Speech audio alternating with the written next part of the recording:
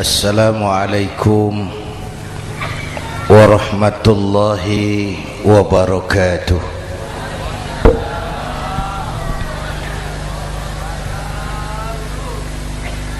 Alhamdulillahi wa kafa,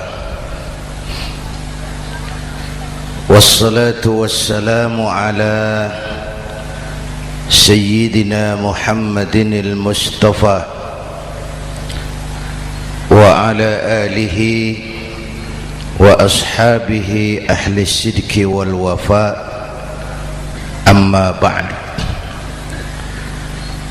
Para ulama,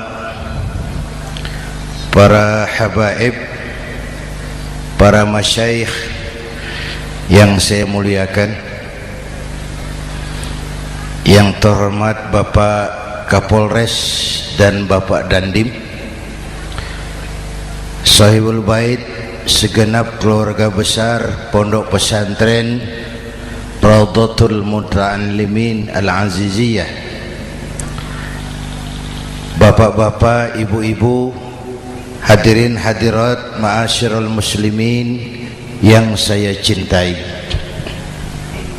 Saya bersyukur dapat menghadiri haflah Maulidin Nabiil Karim, dan saya bangga dan terharu dengan keberadaan Pondok Pesantren Raudhatul Muta'allimin Al-Aziziyah ini.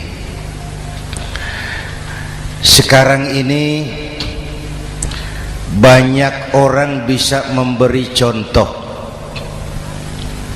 tapi sedikit orang bisa menjadi contoh. Memberi contoh itu mudah, tapi menjadi contoh itu yang sulit. Oleh karena itu, pada kesempatan ini kita ingin mengambil contoh bagaimana Rasul melaksanakan perjuangan.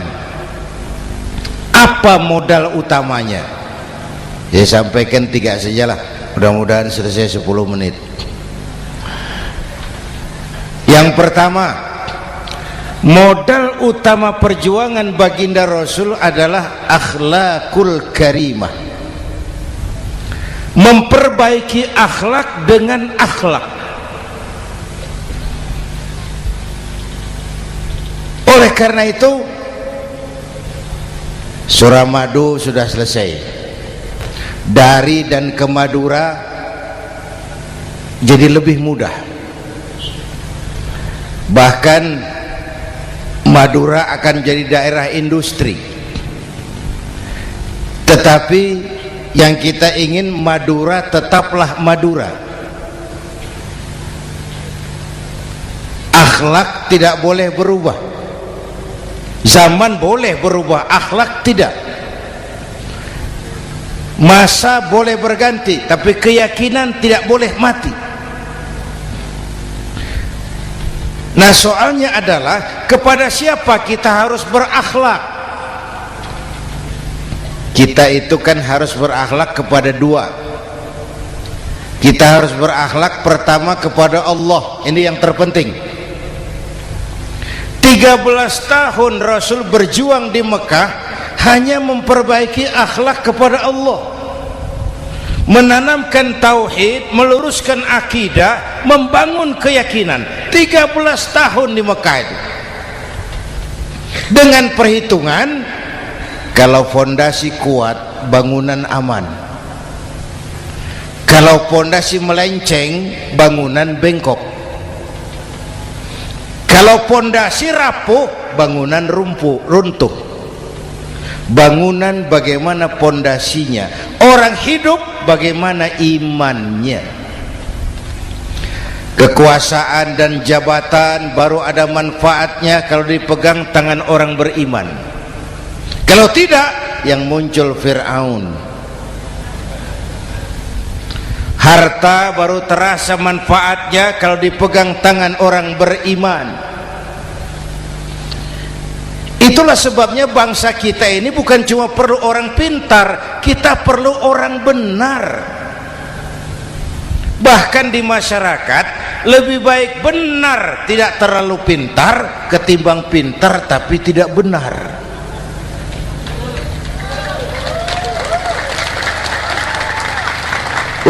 Kalau sudah pintar tidak benar, rusak rakyat itu Pak. Disuruh ngurus beras malah nimbun beras, ya. Disuruh ngurus laut jadi bajak laut. Disuruh ngurus hukum, bikin hukum seperti pisau, tajam ke bawah, tumpul ke atas.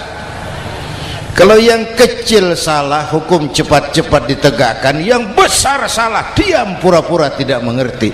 Itu yang melukai rasa keadilan.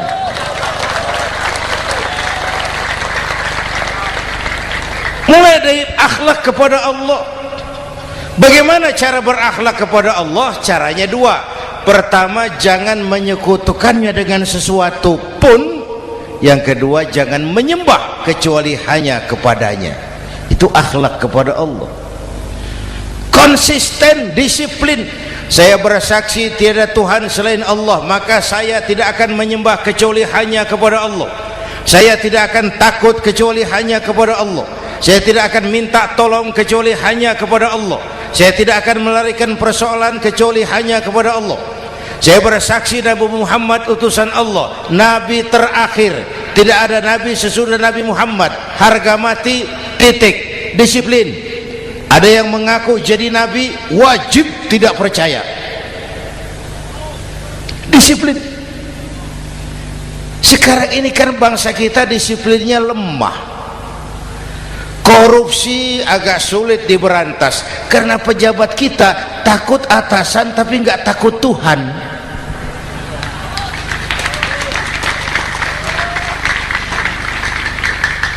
Itu sama dengan anak muda naik sepeda motor ngebut, lampu merah jalan terus, di stop sama polisi.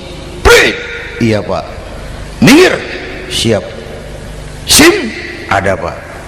SNK, ada Pak. Tahu kau lampunya merah? Tahu Pak. Kenapa lewat terus? Saya nggak tahu, ada Bapak. Itu disiplin kita. Tenang bener jawabnya, kayak orang nggak salah itu.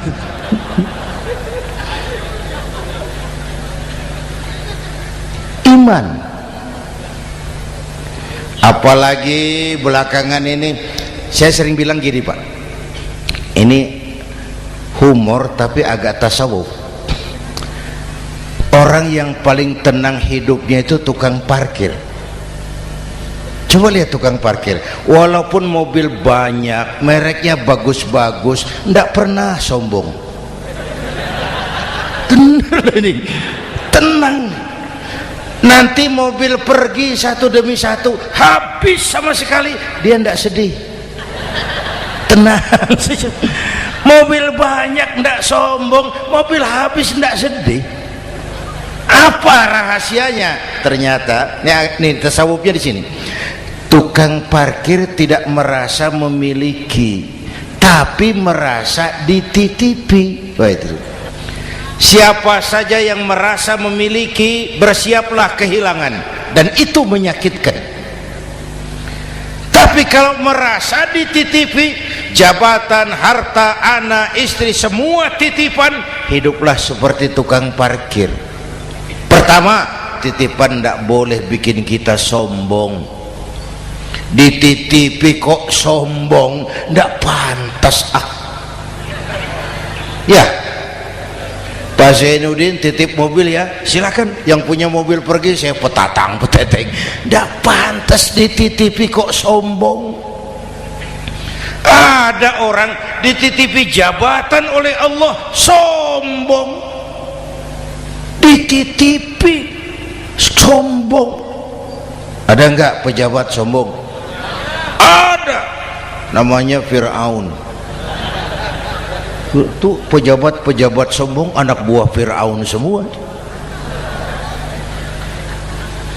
Dititipi harta oleh Allah jadi orang kaya, sombong, sama tetangga ndak mau kenal, orang lain kecil semua, jalan ndak injak tanah.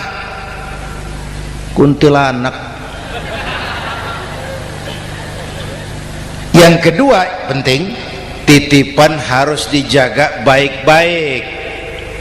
Kalau tidak, yang nitip marah. Yang nitip marah. Pak, titip sepeda motor, silakan. Waktu diambil sepeda motor, kaca spion pecah, knalpot hilang, bemper hancur. Marah ndak yang nitip? Marah. Saya kan titip, kenapa ndak dijaga baik-baik?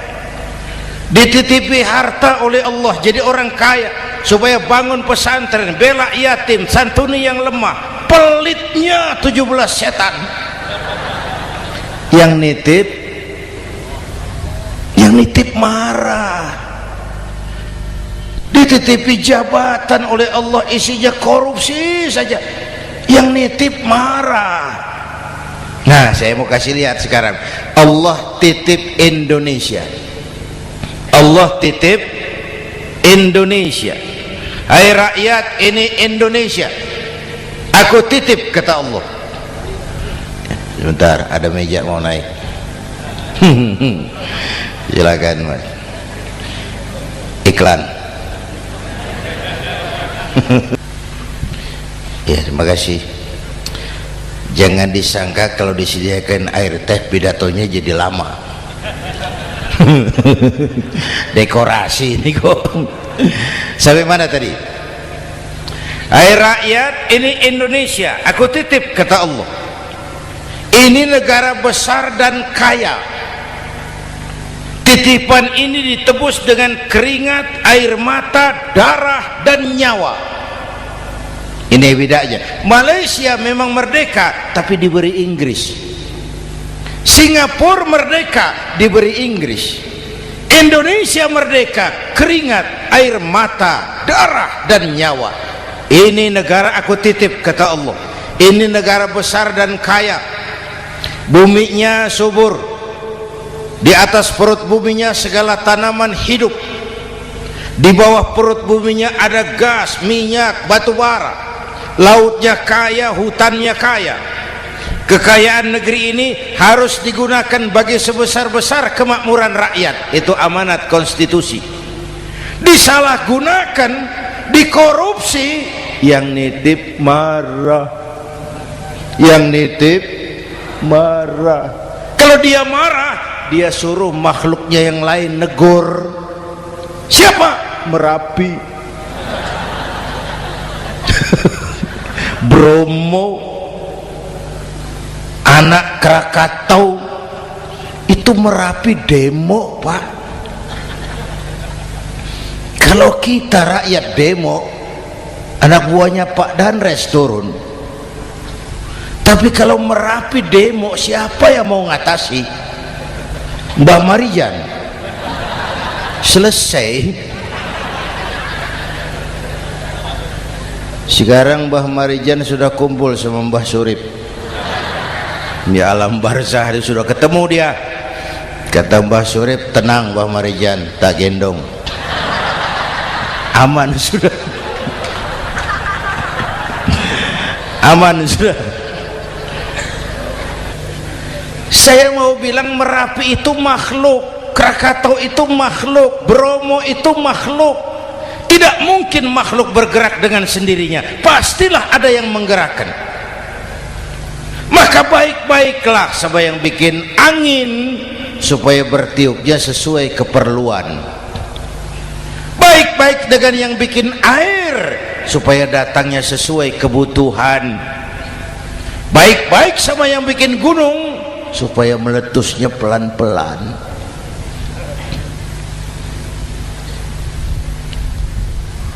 Bapak Ibu hadirin yang saya hormati, menjaga titipan. Jangan menyembah kecuali hanya kepadanya.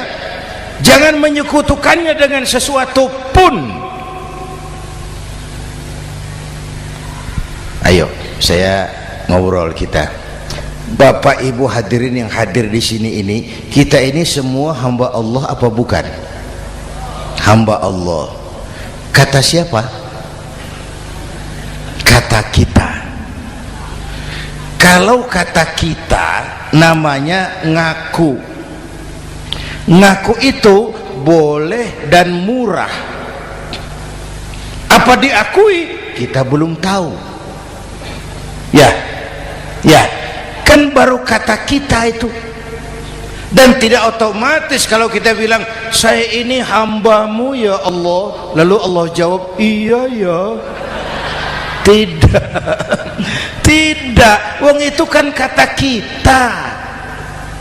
Saya hamba Allah kata saya. Berapa banyak orang perbuatannya, ucapannya berkata saya hamba Allah, perbuatannya menyatakan dia hamba setan, hamba nafsu, hamba dunia, budak jabatan. Tidak sesuai ucapan dengan perbuatan. Jadi hamba Allah tuh nggak mudah, digojlok, diuji. Coba lihat, yang jelas diakui sebagai hamba itu baru satu yang kita peringati ini, baginda Nabi. Allah mengakui kapan? Waktu menceritakan Isra dan Mi'raj. Apa yang dipakai kalimat? Subhanallazi asra bi'abdih. Maha suci Allah yang telah menjalankan hambanya. Hambanya. Muhammad itu hambaku, aku jalankan dia. Allah mengakui. Kapan kalimat ini turun? Setelah Nabi digojlok, ditempa, digembleng, diuji, difitnah, dicaci maki, dilontari kotoran unta, sahabat-sahabatnya dibantai. Lolos, Muhammad betul-betul hambaku. Ayo Isra Muhammad. Subhanallazi asra bi'abdi, hambaku. Jadi kalau mau jadi hamba Allah ya diuji, digojlok, digembleng. Nah, mari kita lihat kehambaan baginda Nabi. Orang yang paling bersih hatinya Rasulullah. Orang yang paling baik akhlaknya Rasulullah. Orang yang dosanya sudah mendapat jaminan ampun Rasulullah. Tapi Rasulullah kalau sholat malam bengkak kakinya karena rajin sujud. Hati bersih, akhlak terbaik, dosa sudah diampuni. Tapi kalau sholat malam kakinya bengkak karena rajin sujud. Saya tahu di sini juga banyak yang kakinya bengkak. Cuma urusannya apa? Itu urusan masing-masing. Pada tingkat seperti itu Rasulullah, saya perlu Allah, saya perlu Allah, saya perlu Allah. Yang 100 tahun kita bangun selesai oleh gempa 3 menit. Ya. Yang 100 tahun kita bangun ternyata selesai oleh gempa 3 menit. Kita perlu Allah, kita perlu Allah. Makanya musibah itu kan kalau menimpa orang baik-baik namanya ujian. Kalau menimpa orang setengah baik itu paru-paru yang bikin malaikat bingung. Sholat rajin, maksiat tekun, baca Quran mau, fitnah orang hobi, ngaji nyolong jalan terus. Untung di sini nggak ada yang begitu. Di Jakarta banyak. Di sini insya Allah sama. Jakarta. Orang separuh-separuh seperti itu kalau dapat musibah itu namanya teguran, bukan ujian. Kenapa ditegur? Lalai. Nah, kalau orang jahat dapat musibah itu namanya persekot. Uang muka tanda jadi. Kontannya nanti di akhirat. Kalau diuji bukan saja harus sabar tapi harus lulus. Kalau ditegur, introspeksi, perbaiki yang kurang, kurangi yang memang berlebihan. Bertali-tali, bersambung-sambung musibah ini, dan musibah kalau datang tidak pernah memilih, tidak pernah memilih. Bapak Ibu hadirin yang saya muliakan, jadi mari yang pertama jaga akhlak kita kepada Allah. Jangan menyekutukannya dengan sesuatu pun, jangan menyembah kecuali hanya kepadanya. Sekarang kan musim entertain, orang pandai membangun pencitraan, orang pinter bikin bungkusan. Sekarang ini kiai sama dukun tipis bedanya. Bener Pak, pemburu hantu pakai sorban, pakai gamis, nanti kiai pakai helm. Atribut sudah kacau sekarang ini, siapa pakai apa, siapa mau jadi apa, ndak jelas.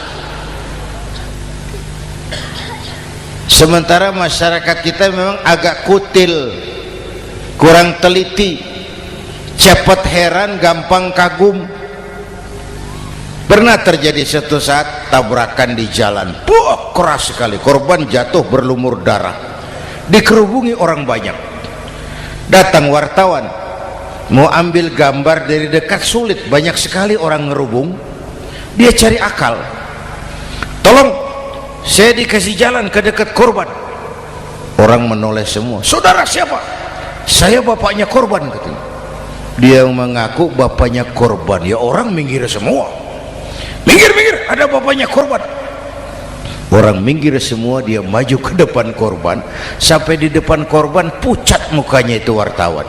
Kenapa? Yang ketabrak anak monyet, Pak. Dia sudah ngaku bapaknya korban.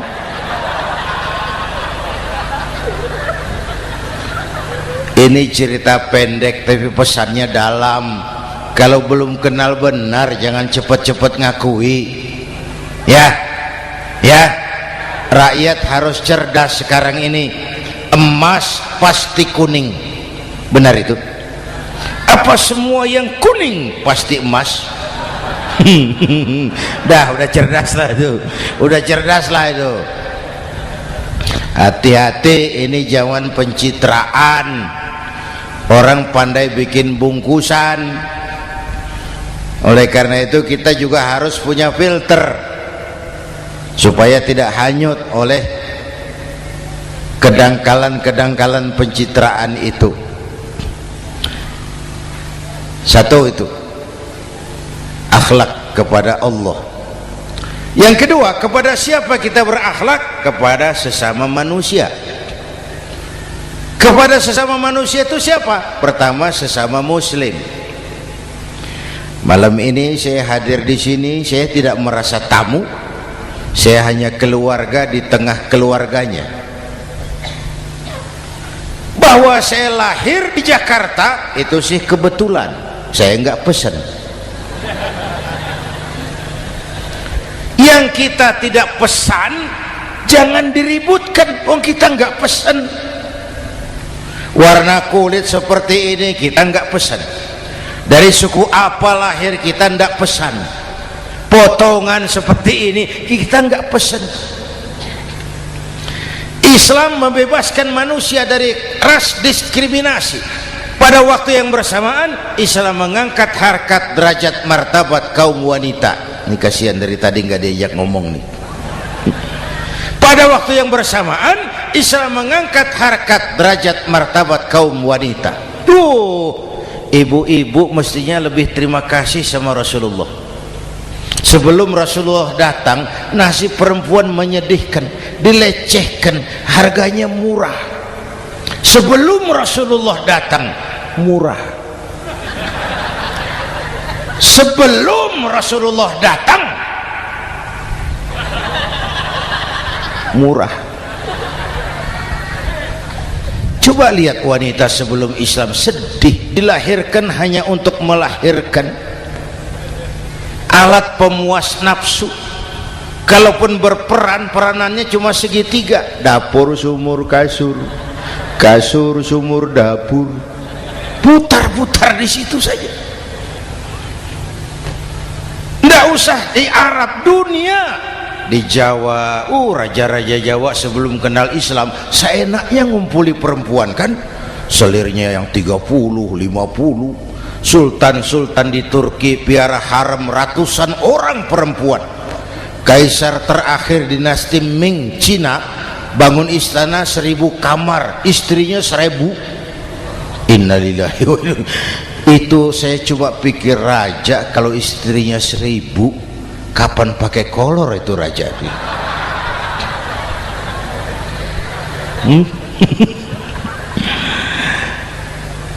Rasulullah datang terenyuh, an-nisa imadul bilad, perempuan jangan diperlakukan begitu, perempuan tiang negara, kalau baik perempuan baik negara, kalau rusak perempuan hancur negara. Waktu ditanya, ya Rasul, siapa yang paling harus saya taati di dunia? Ibumu. Setelah itu siapa lagi? Ibumu. Setelah itu siapa lagi? Ibumu. Setelah itu siapa lagi? Bapakmu. Menghargai perempuan, ibumu, ibumu, ibumu, bapakmu. Ibu 3 kali disebut, bapak 1 kali, ibu 3 kali, bapak 1 kali, ibu 3, bapak 1 bapak. Gimana sih ngitungnya jadi kerok begini? Salah ngitungnya, salah.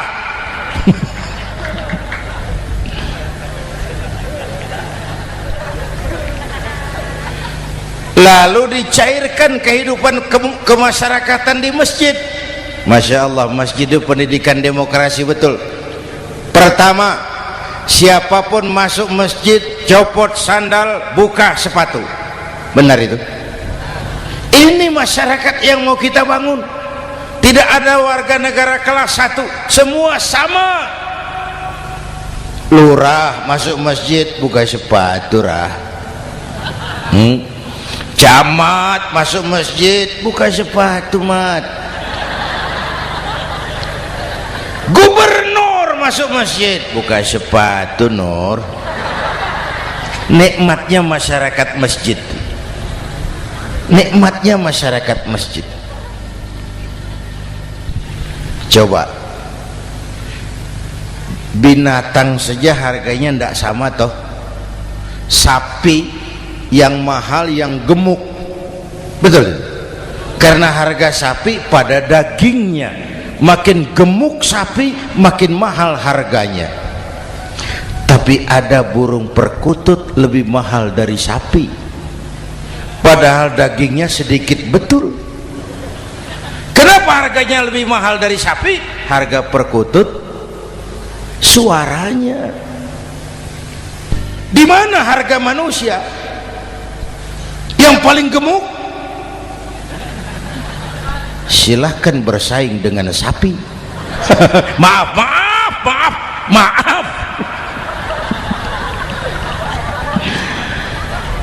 Inna akramakum indallah atqakum.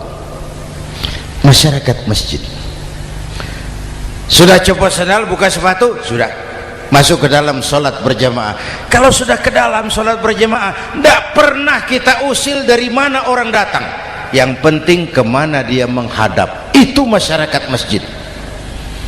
Dari mana kamu? Dari kidul, Pak, madhab ngulon. Kamu dari mana? Dari lor, Pak, madhab ngulon. Kamu dari mana? Dari kulon, madhab ngulon juga. Ini kan konsep bineka tunggal ika. Dari manapun orang datang, apapun warna kulitnya, dari suku apapun ia dilahirkan, kalau akidahnya sama, itu saudara kita. Lalu sholat berjamaah. Apa itu? Hidup bermasyarakat, berbangsa dan bernegara. Harus ada imam, harus ada makmum. Kenapa? Ini saya harus agak hati-hati ya, pakai sarung angin ini.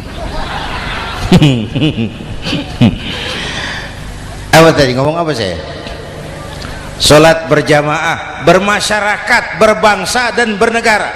Ada imam, ada makmum. Siapa makmum? Kita ini rakyat. Siapa imam? Para pemimpin negara. Apa bedanya? Imam harus dipilih. Makmum nggak usah. Coba baca kitab fikih yang setebal apapun, nggak ada bab pemilihan makmum. Nggak usah, makmum nggak usah dipilih. Orang buta boleh jadi makmum, orang bisu boleh jadi makmum, tukang mabuk boleh jadi makmum, tapi tidak tiap orang boleh jadi imam. Imam harus dipilih. Siapa yang jadi imam? Pertama, a'lamuhum, orang yang paling alim di kampungmu angkat jadi imam. Yang paling alim, bukan yang paling tua. Yang paling alim, tahu urusan, punya konsep, punya visi dan misi, mengerti negara ini mesti dibawa kemana, jalan keluarnya apa, angkat jadi imam.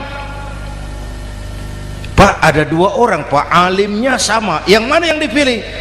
Kalau ada dua orang alimnya sama, kata Nabi, afsahuhum, yang lebih fasih lidahnya. Apa artinya fasih? Nyambung sama rakyat, tahu apa yang dimaui rakyat, nyambung. Tidak sah orang fasih bermakmum kepada imam cedal.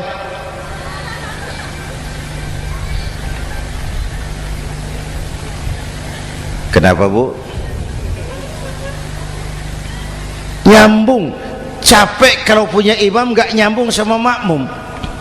Makanya kalau sudah jadi imam, pesan Nabi apa? Idza amma ahadukumun nasa falyukhaffif. Kalau kamu jadi imam, ringankan solat kamu, jangan terlalu panjang. Itu makmum tidak sama kekuatannya. Ada yang tua renta, diri saja sudah gemetar. Ada makmum yang punya darah tinggi, kalau sujud lama kepalanya sakit. Ada makmum yang sudah janji habis solat mau terima uang. Jangan kalau sudah jadi imam di kota, sholat isya berjamaah, rakaat pertama selesai Fatihah, Yasin, bubar makmum itu. Jadi imam jangan terlalu lama, kayak Husni Mubarak tuh kelamaan jadi imam 30 tahun, rakyat capek.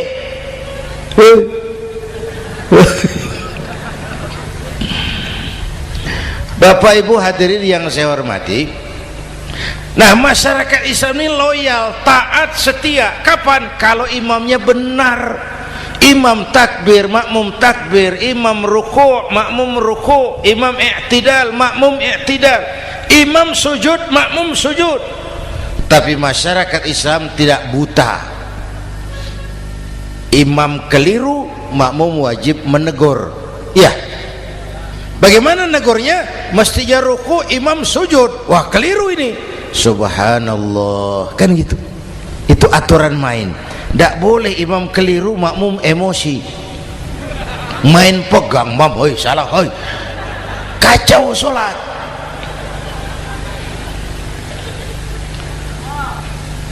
Imam buang angin, apa makmum lalu berkata, demi kesetiaan saya kepada imam, imam buang angin, saya lebih keras lagi. Goblok. Iyyaka na'budu wa iyyaka nasta'in. Sampai situ imam buang angin, minggir. Tidak usah ribut. Yang di belakang satu orang maju ke depan, lanjutkan pekerjaan imam. Yang penting imam tahu diri, buang angin, minggir. Ini negara rusak karena imam sudah buang angin. Tenang aja, kayak orang nggak salah itu loh.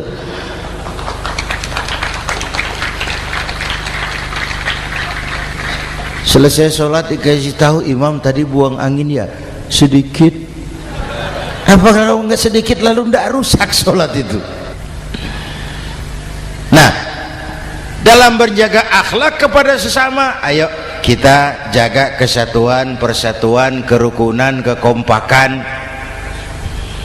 Ini pesantren Raudhatul Muta'allimin Al-Aziziyah, ini aset kita. keberadaannya, pengembangannya, kelangsungannya, bukan sekedar tanggung jawab pengurusnya, tanggung jawab kita sesuai dengan bidang dan kemampuan masing-masing. Yang punya jabatan bantu dengan wewenangnya, yang punya harta bantu dengan uangnya, yang punya tenaga bantu dengan tenaganya, yang bisa doa bantu dengan doanya, yang tidak bisa apa-apa bantu dengan diam. Diam saja lumayan loh itu membantu. Bapak Ibu hadirin yang saya hormati, saya ingat almarhum Panglima Besar Sudirman pernah bilang, kamu itu kalau mau menang harus kuat, kalau mau kuat harus bersatu, kalau mau bersatu hidupkan semangat silaturahmi. Mau menang harus kuat, mau kuat harus bersatu, mau bersatu hidupkan silaturahmi. Bapak Ibu hadirin, rukun antar umat seagama. Beda pendapat boleh, marah jangan. Kalau di Jakarta kan sekarang lagi musim apa itu wahabi yang bid'ah, sedikit bid'ah itu. Saya sih bilang yang suka tahlil bagus, terusin. Yang nggak suka tahlil nggak apa-apa, tapi jangan mencaci maki yang suka tahlil. Orang yang mabuk masih banyak kok yang tahlil dicaci maki. Kita ini seperti orang kurang kerjaan. Waktu guru saya Hadratul Mukarram Ki Haji Dr. Idham Khalid wafat, saya ajak orang baca Fatihah. Selesai, saya lagi duduk di belakang, seorang pengusaha nemui saya, Kiai, kenapa? Saya coba ingin kepastian. Apa? Orang yang sudah mati dibacakan Fatihah itu apa pahalanya sampai? Saya bilang gini, Mas, kamu kalau nggak percaya mati aja dulu. Saya bacain Fatihah, tunggu di sono. Kalau nggak nyampe balik lagi nggak apa-apa.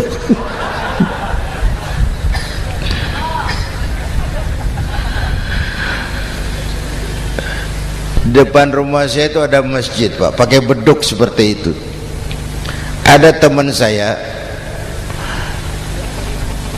Kiai pakai beduk masjidnya. Iya pakai. Kan Rasulullah tidak pakai. Tidak memang bid'ah tuh. Loh, siapa bilang? Beduk itu bukan agama, itu budaya, tanda masuk waktu. Bukan manggil orang sholat. Manggil orang sholat pakai azan. Tanda masuk waktu, itu hebatnya Wali Songo, pakai beduk. Kalau nggak mau pakai beduk boleh, teriak-teriak juga boleh. Maghrib, maghrib, boleh. Tapi Wali Songo kan bijaksana, pakai beduk saja, sekali pukul satu desa dengar. Itu bijaksananya dakwah Wali Songo. Kalau beduk dianggap bid'ah, miskin kita. Itu budaya. Seperti sepeda motor, itu budaya. Kalau beduk dia nggak bid'ah, sepeda motor bid'ah tuh. Rasulullah nggak pakai, jual, beliin unta.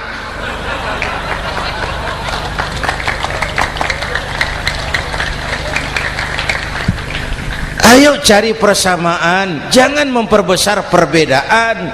Hormati pendapat orang kalau pendapat kita juga ingin dihormati. Kasus Ahmadiyah meledak lagi di Cikesik, Banten. Lalu pendekar-pendekar HAM menganggap itu tirani, mengganggu kebebasan beragama. Dia lupa bahwa Ahmadiyah masalahnya bukan kebebasan beragama, tapi penodaan terhadap agama. Kalau kebebasan beragama sih umat Islam welcome. Orang mau Hindu, mau Buddha, mau Kristen bebas memilih agamanya masing-masing.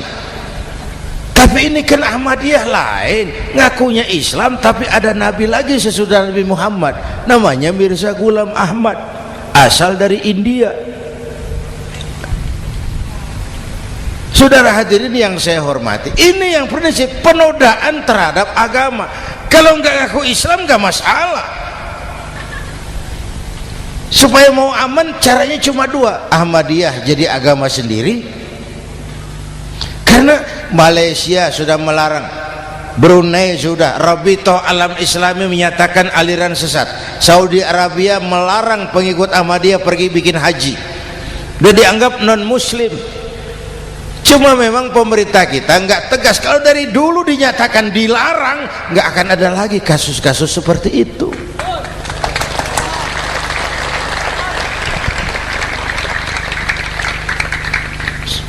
Nah, selain itu kita umat juga harus disiplin. Coba sudah berapa banyak nabi bermunculan di Indonesia. Dan Indonesia ini saya heran, Indonesia ini pasar bagus, Pak. Kalau ada nabi, ada aja pengikutnya, saya heran tuh. Indonesia ini pasar bagus. Ada Ahmad Musaddiq Al-Qiyadah, jadi nabi. Konsultan bulu tangkis jadi nabi. Dapat wahyunya di Bogor, ditangkap polisi 4 tahun. Muncul lagi di Bandung, namanya Sayuti, tukang cukur, ngaku dapat wahyu jadi nabi, ditangkap polisi lagi 2 tahun. Di Malang Ustadz Roy, sebenarnya petinju, dia masuk Islam, mu'alaf, belajar Islam tidak pakai guru, diutak-atik ayat Quran. Sholat kita harus mengerti artinya, maka sholat boleh pakai bahasa masing-masing. Ramai masjid. 2 tahun penjara. Di Jakarta muncul lagi Lia Edan, ngaku Jibril, ditangkap juga oleh polisi. Kita salut sama polisi kita lah, bukan cuma teroris, Jibril ditangkap Pak Kapolres. Saya bilang sama teman-teman polisi, untung dia ngaku Jibril, Pak. Coba kalau dia ngaku Israel, lebih gawat itu.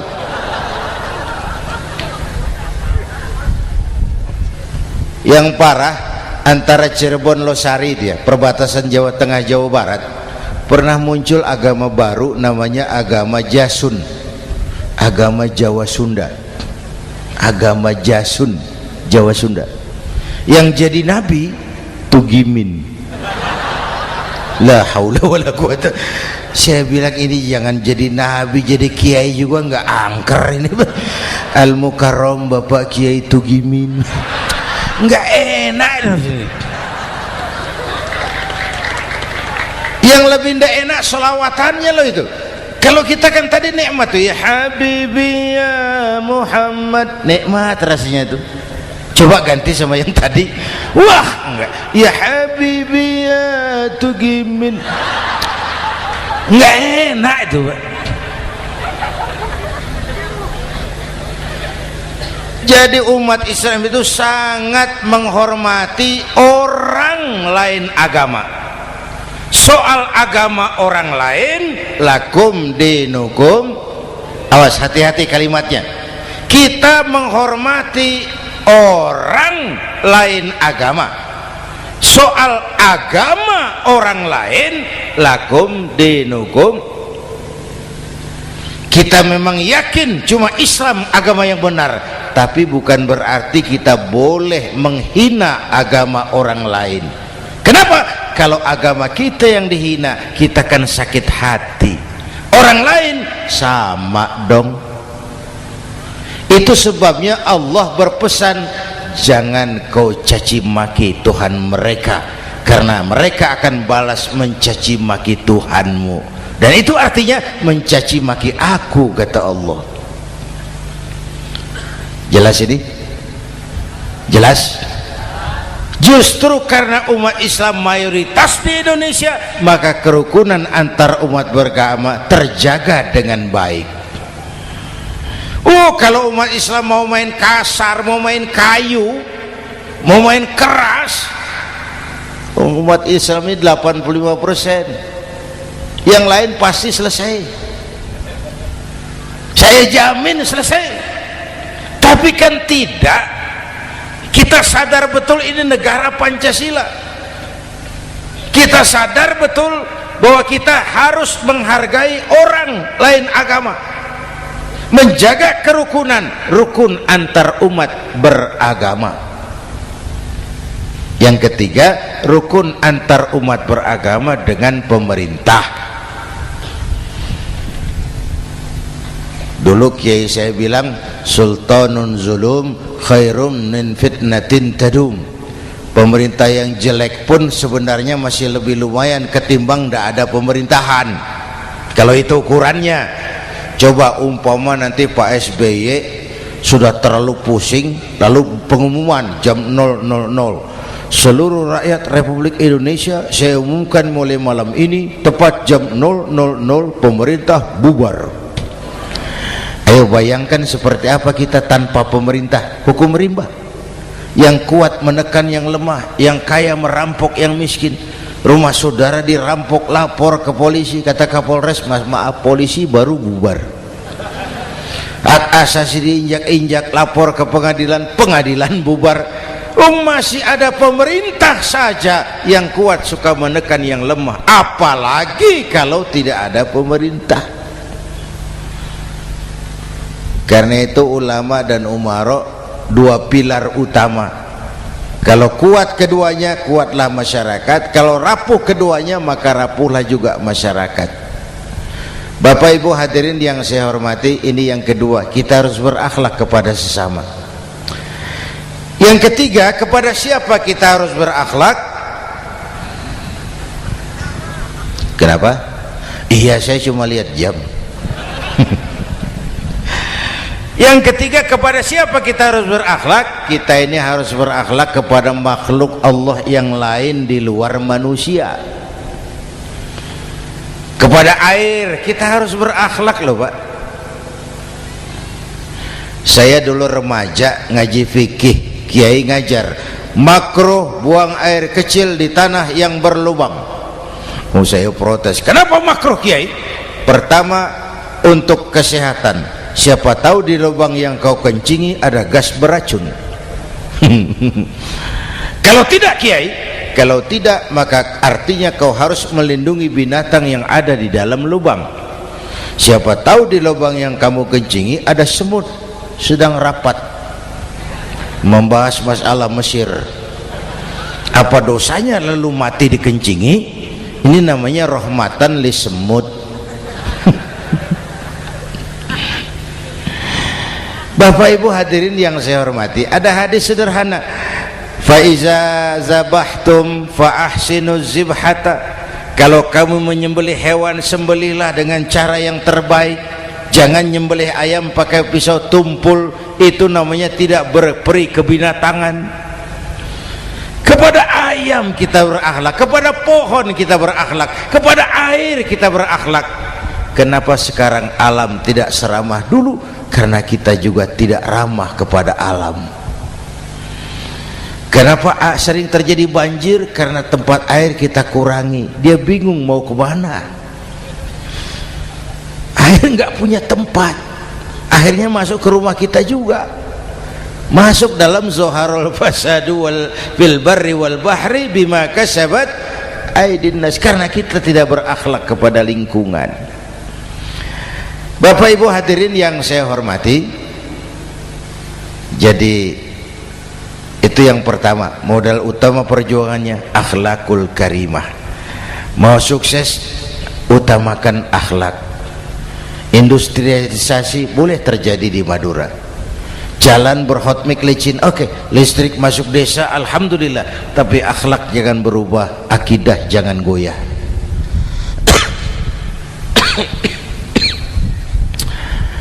Teknologi tidak bahaya, yang bahaya orang yang menggunakannya.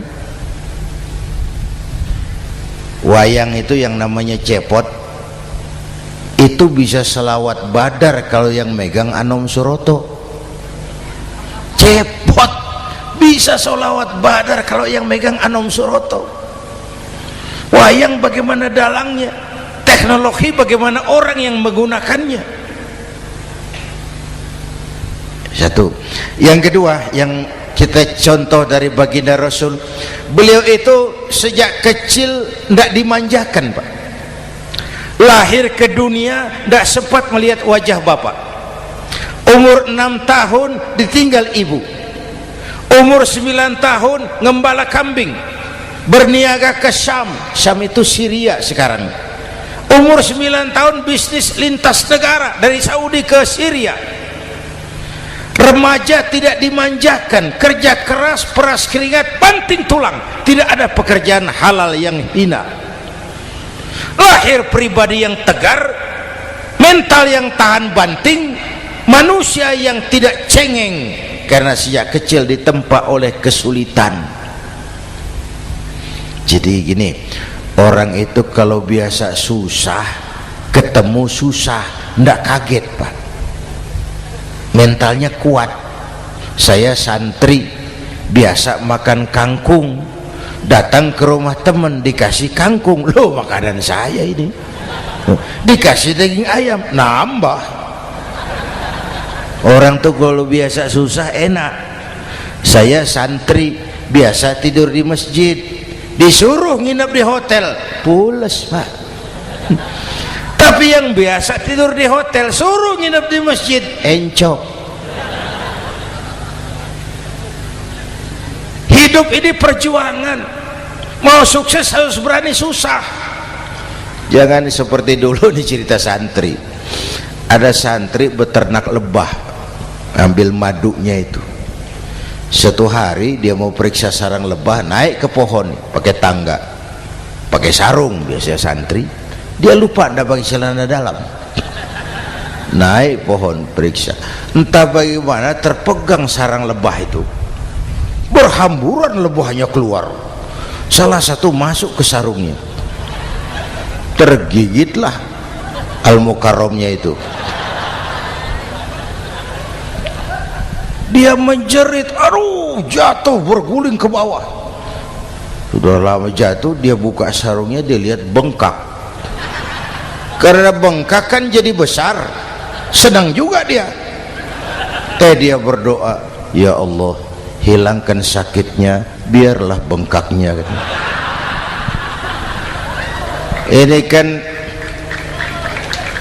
Ini doa orang nggak konsekuen. Bengkak dan sakit itu paket. Mau bengkak ya harus berani sakit. Masa sakitnya bengkaknya mau, sakitnya nggak mau? Itu satu tuh. Yang kedua, kita ini sering kalau punya cita-cita sering seperti rapat tikus. Satu hari sekelompok tikus rapat paripurna tikus untuk mengantisipasi bahaya kucing. Bagaimana supaya kucing itu jangan lagi mengganggu kita? Akhirnya ada yang mengusulkan begini, bagaimana kalau di leher kucing kita gantungkan lonceng, supaya kalau dia datang dari jauh suaranya sudah kedengaran dan kita bisa lari menyelamatkan diri. Wah, cerdas dia. Setuju, setuju semua. Setuju, bagus. Nah, oke. Waktu pembicaraan dilanjutkan, tikus mana yang mau menggantungkan lonceng ke leher kucing? Rapat bubar.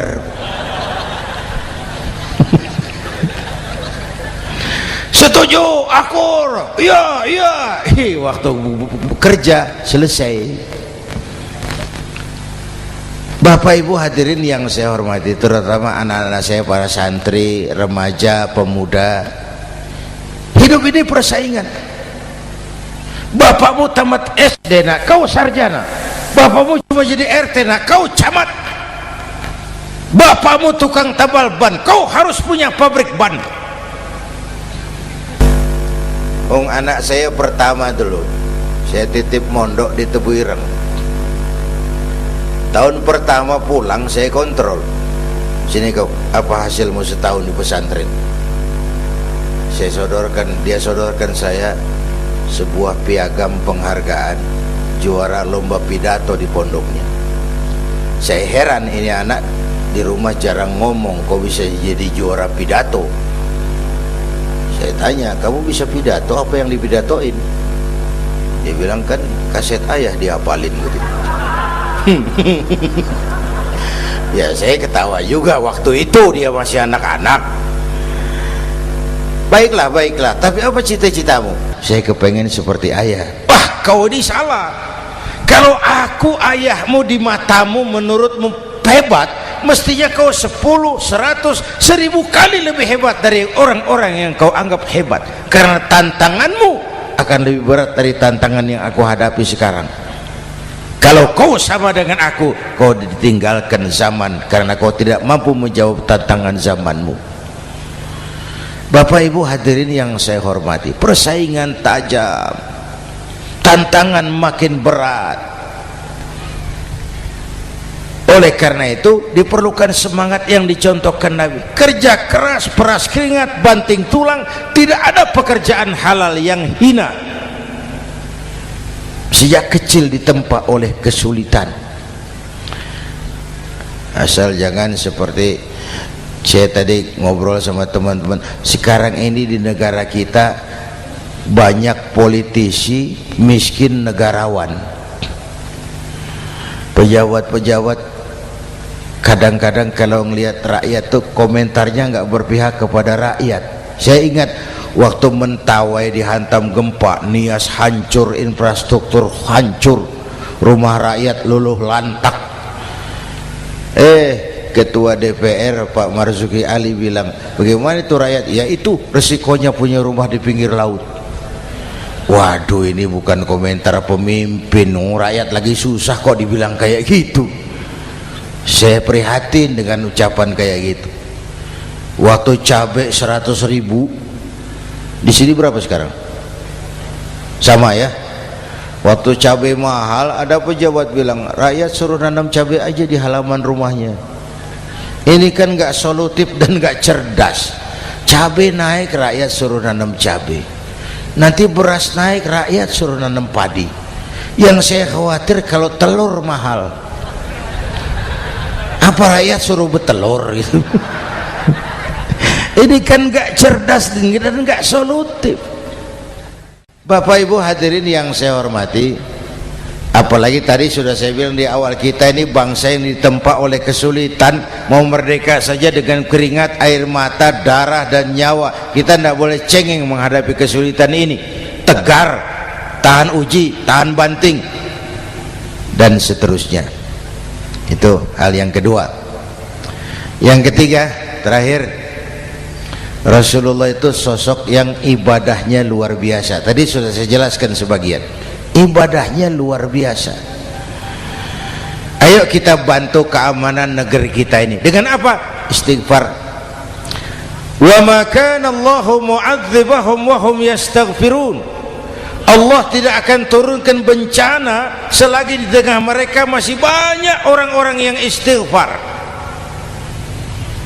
Rasulullah yang dosanya sudah diampuni sehari 100 kali istighfar. Ayo kita ngobrol ini. Pak,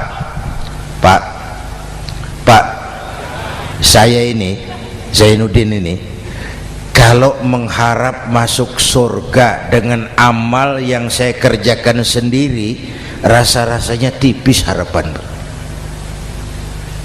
Bener. Sholat saya berapa banyak saya tahu, sedekah saya berapa duit saya tahu, dosa saya berapa banyak saya tahu. Lalu saya baca sejarah, Nabi Adam dosanya 1, makan buah khuldi, dikeluarkan dari surga. Nabi Adam dosanya 1, dikeluarin. Kita dosanya banyak, kepengen masuk. Ini enggak nyambung ini. Nabi Adam dosanya 1, dikeluarin dari surga. Kita dosanya banyak, kepengen masuk. Enggak nyambung. Apa yang bikin saya besar hati? Apa yang bikin saya optimis? Ada 2, Pak. Pertama yang disebut rahmat Allah, yang kedua disebut syafaat Rasulullah. 2 itu, Pak.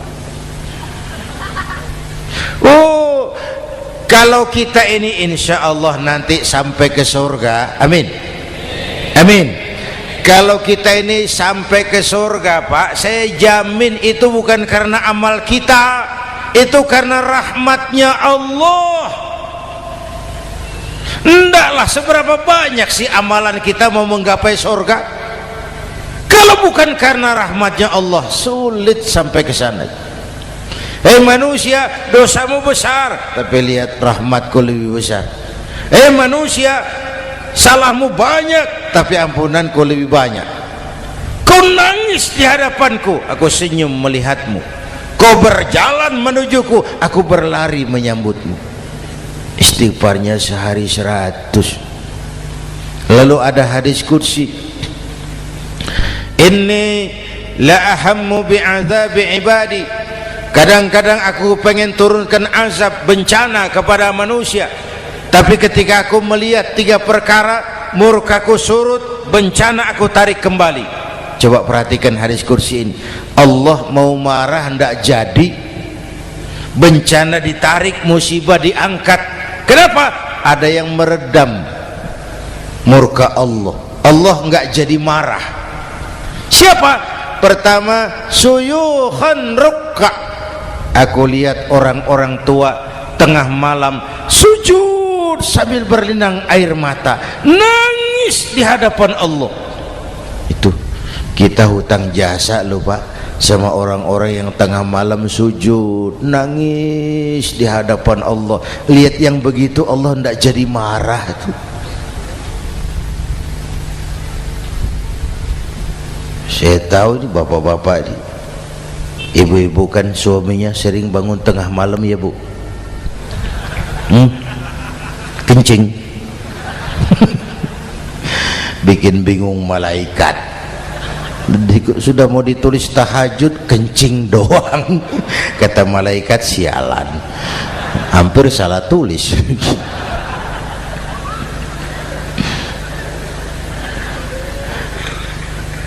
Aku lihat orang tua tengah malam sujud sambil berlinang air mata. Lalu aku lihat bayi-bayi tanpa dosa masih menyusu, sibyanan rudda. Bayi-bayi tanpa dosa masih menyusu, suci bersih, belum ternoda. Wa bahaiman rudda. Dan aku lihat binatang ternak melata mencari makan, kambing mudah cari rumput, alam terjaga keasriannya. Bagaimana bencana enggak mau nambah? Kita mengamalkan hadisnya juga terbalik. Yang diminta itu orang tua tengah malam sujud, bayi tanpa dosa nyusu. Sekarang bayi tanpa dosa dibuang ke tempat sampah gara-gara orang tua tengah malam nyusu. Terbalik namanya. Yang diminta itu orang tua tengah malam sujud, bayi tanpa dosa nyusu. Ini bayi tanpa dosa dibuang ke tempat sampah gara-gara orang tua tengah malam.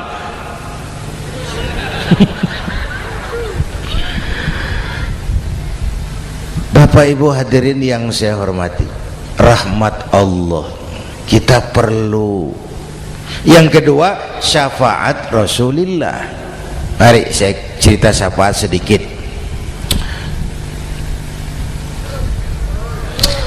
Ini sudah jam 00:05 ya. Ini kalau hitungan Indonesia ini sudah ganti hari, Pak. Jadi inilah ceramah terpanjang di dunia. Bayangkan saya pidato dari hari Selasa sampai hari Rabu.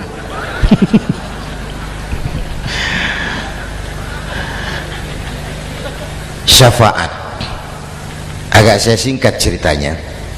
Nanti itu Pak, setelah alam ini hancur sehancur-hancurnya, bumi gempa, gunung meletus, air laut tumpah ke darat, halilintar menyambar, planet-planet bertabrakan, semua yang hidup mati bareng tanpa persiapan, termasuk malaikat. Malaikat mati, yang tinggal cuma Allah sendirian. Yang lain hancur semua, tinggal Allah sendirian. Allah patroli berseru-seru, limanil mulkul yaum, ahai, siapa penguasa hari ini? Mana Fir'aun yang ngaku Tuhan, nongol kalau memang Tuhan. Mana Abrahat, mana Namrus, mana itu Benito Mussolini, mana itu Adolf Hitler, mana itu Hosni Mubarak. Penguasa-penguasa yang ngaku berkuasa, nol kalau memang penguasa. Gak ada yang jawab, Pak, semua sudah rebah. Allah lalu berkata, la ilaha illa ana. Ternyata tidak ada Tuhan lain selain aku.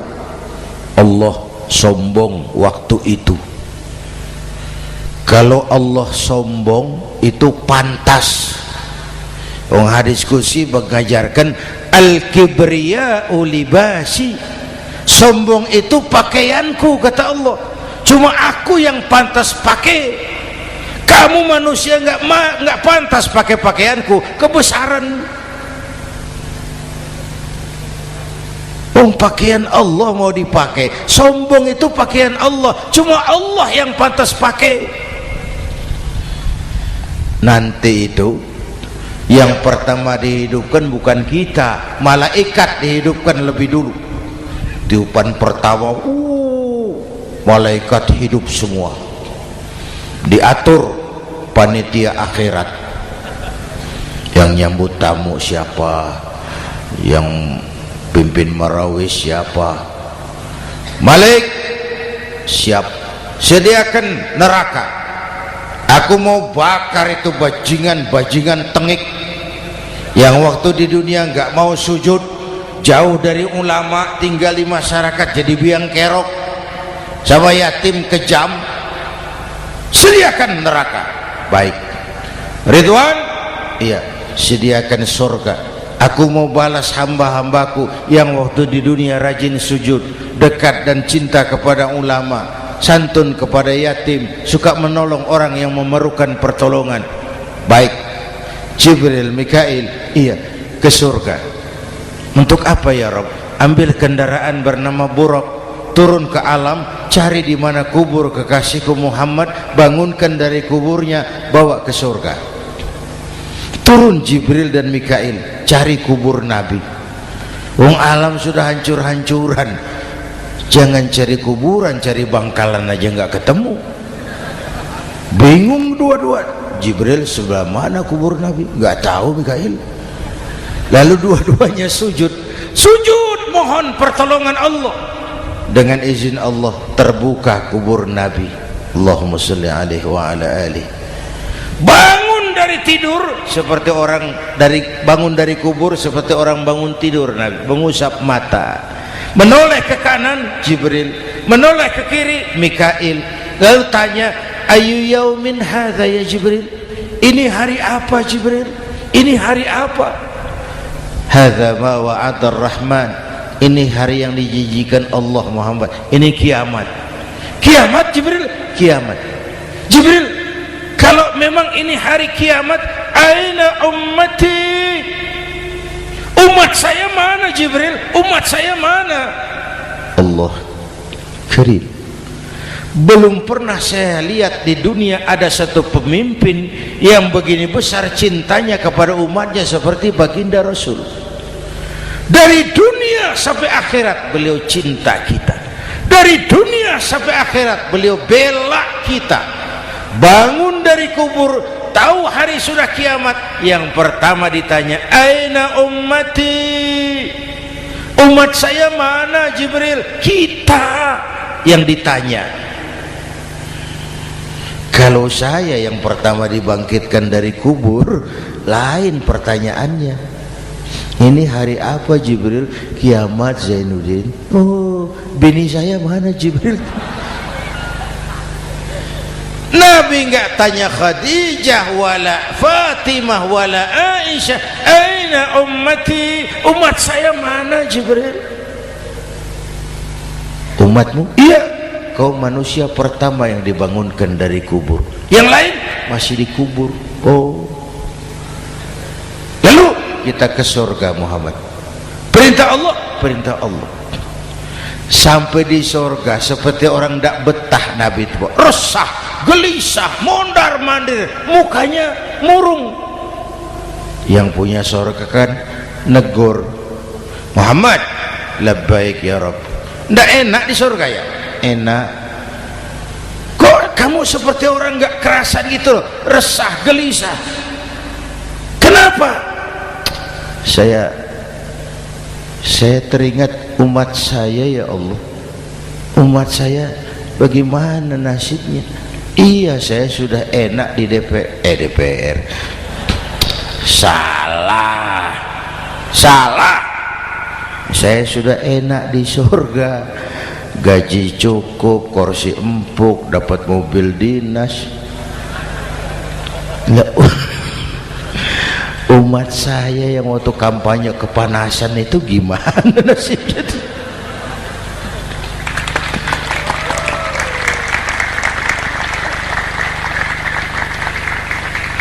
Makanya dulu di Senayan, di depan kantor DPR tuh banyak tukang kaca jualan di situ.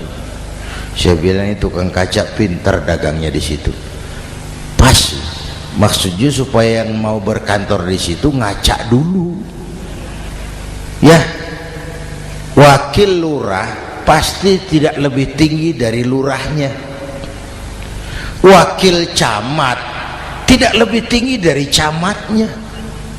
Ini kenapa wakil rakyat kok selalu lebih tinggi dari rakyatnya?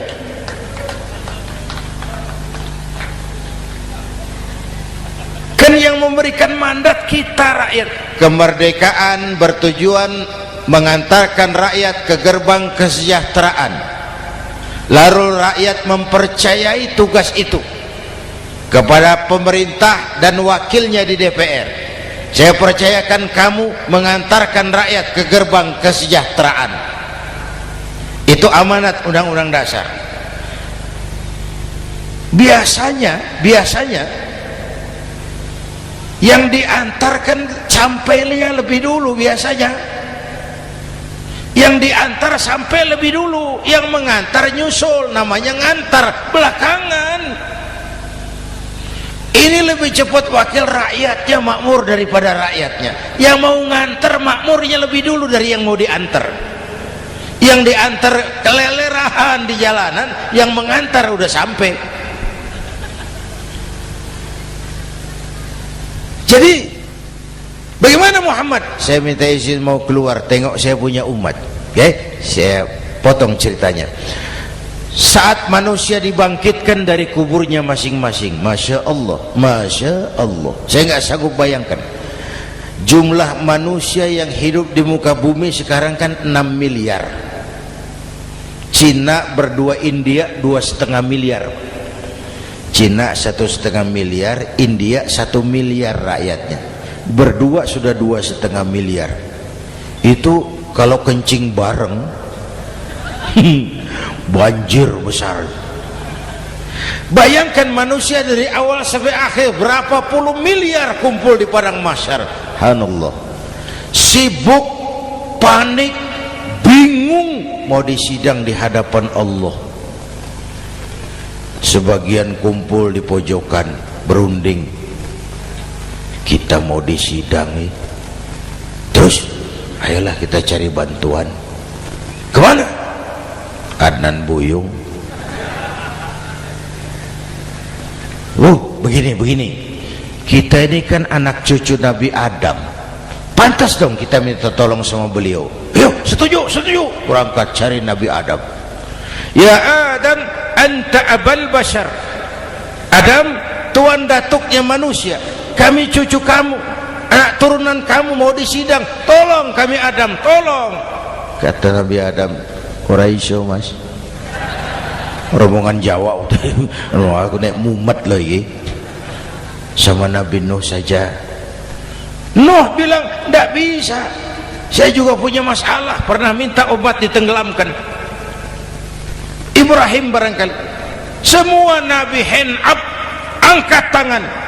Dikala itu yauma la yanfa'u malun wala banun, di mana harta tidak ada lagi artinya, anak-anak tak jadi beban, tiap orang sibuk dengan urusannya sendiri-sendiri. Saat itu ada satu pemimpin, Allahumma salli alaihi wa ala alihi, diizinkan Allah, dikala semua nabi yang lain angkat tangan hand up, beliau malah ummati ana laha, ta'ali ummati, ta'ali ummati, umatku sini, umatku sini. Beliau memanggil-manggil umatnya. Yang bagaimana yang dipanggil? Ada hadis, inna ummati ya'tuna yaumal qiyamah ghurran muhajjalin min atharil wudu. Umatku besok di akhirat datang menghadap Allah dengan muka bersinar-sinar karena sering wudu. Sering wudu kan sering sujud, masa cuma wudu tapi enggak sujud? Itu nanti ndak usah mengaku Rasul yang panggil, sini umatku, tapi kalau muka enggak pernah wudu, enggak pernah sujud, merangkak di depan Nabi, saya umatmu ya Rasul. Kata Nabi, umat saya enggak ada yang kumbal gini. Dikala itu beliau berkenan memberikan syafaat. Syafaat itu saudara-saudara, saya pakai sarung, sobek sedikit, syafaat itu nambeli itu loh. Salat saya kurang sedikit, sedekah saya campur riak sedikit, puasa saya tidak ikhlas sedikit, ditutup dengan syafaat. Saya mau dagang, perlu modal 20 juta, saya punya uang 15 juta, yang 5 juta syafaat. Jadi harus ada modal. Kalau sholat tidak pernah, sedekah tidak pernah, lalu syafaatnya dari mana? Yang dapat tambelan itu yang punya sarung bolong, punya sarung sobek, ditambal dengan syafaat. Lah kalau tidak ada sarung, apa yang mau ditambal? Ya. Nah, mudah-mudahan kita semua mendapat rahmat Allah dan mendapat syafaatnya Rasulullah Sallallahu Alaihi Wasallam. Bapak Ibu hadirin, sudah 7:30 lewat 4 jam. Saya pun kangen, tapi hari sudah larut. Insya Allah lain kesempatan kita jumpa lagi. Terima kasih kepada Al-Mukarramun, para ulama, para habaib, pengasuh pesantren Raudhatul Muta'allimin Al-Aziziyah, dan semua yang hadir. Mudah-mudahan yang saya sampaikan ada manfaatnya. Usikum wa iyaya bitaqwallah. Aqulu qawli hadza fa astaghfirullahal azim li wa lakum. Wassalamu alaikum warahmatullahi wabarakatuh.